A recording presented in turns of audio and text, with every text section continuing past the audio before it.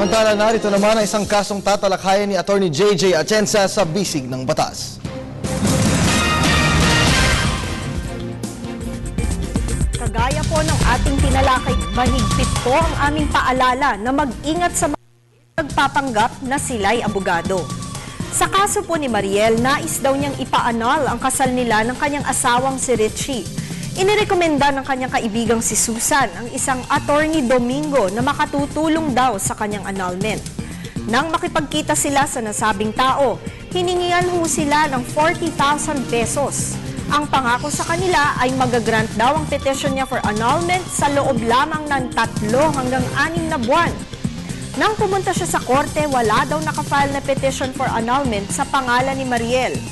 Nang hanapin nila ang nakausap nila na Attorney Domingo, nalaman nilang ito pala ay nagtatrabaho lamang bilang empleyado sa munisipyo nila, pero nakapagtapos naman daw ito ng law. Ano daw ang maaaring gawin nila Mariel?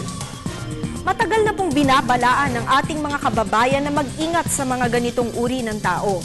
Maaari po ninyong ma-check kung tunay na abogado nga ang inyong kausap sa pamamagitan ng pag-inquire sa Office of the Bar Confidant sa Supreme Court sa May Padre Faura, Manila. Dito po nakatala ang lahat ng masyadong abogado o di naman pa kaya ay maaari din ninyo silang ipagtanong sa pinakamalapit na opisina ng Integrated Bar of the Philippines. Kapag ang isang tao po ay nagpanggap na abogado, maaari po siyang ma-charge criminally under estafa o di naman kaya ay sa ilalim ng Rule 71 ng Rules of Court for indirect contempt dahil sa pagpanggap na siya ay may kakayahan bilang isang abogado kahit na siya ay hindi lisensyado. Criminal po ang nature nito. Lalo po kayong mabahala kung sa kaso ng annulment ay may mga pangakong napakaikling panahon na mareresolba o magagrant ito.